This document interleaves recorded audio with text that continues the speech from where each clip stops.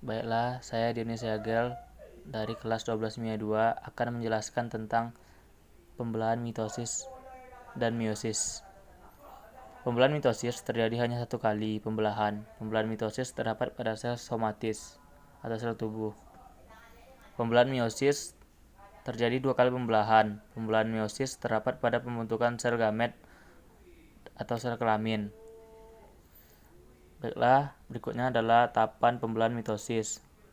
Pembelahan mitosis adalah pembelahan sel yang melibatkan pembagian inti atau kromosom dan sitoplasma untuk membentuk dua sel anak yang identik secara genetik.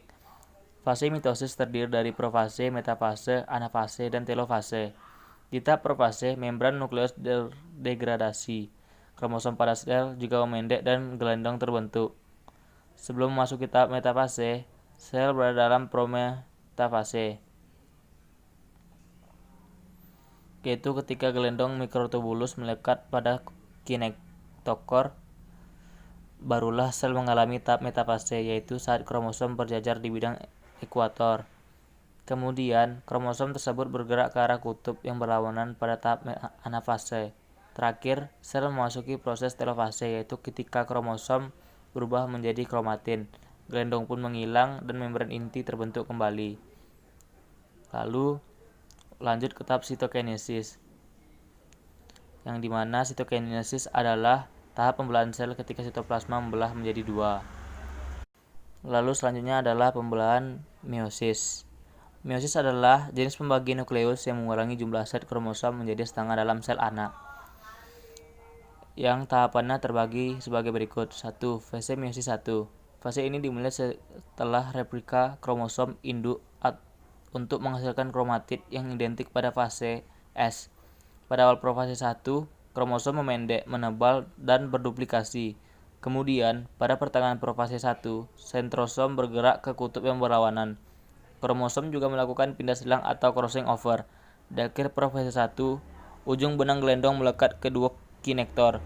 Pada fase 1 juga terjadi berbagai tahapan, yaitu leptoten, zigoten, pakiten, diploten, dan diakinesis. Leptoten adalah proses ketika benang-benang kromatin memendek dan menebal, membentuk kromosom homolog. Zigoten terjadi ketika kromosom homolog saling berdekatan dan berpasangan.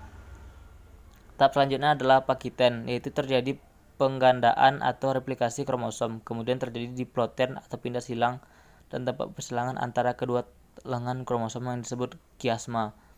Terakhir adalah tahapan diakinesis, yaitu ketika benang-benang gelendong atau spindle terbentuk.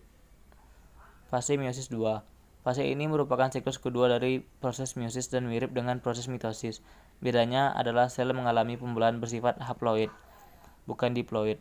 Dalam fase 2 ini, jumlah kromosom yang dipertahankan konstan selama reproduksi seksual. Proses ini juga menghasilkan variasi genetik karena persilangan.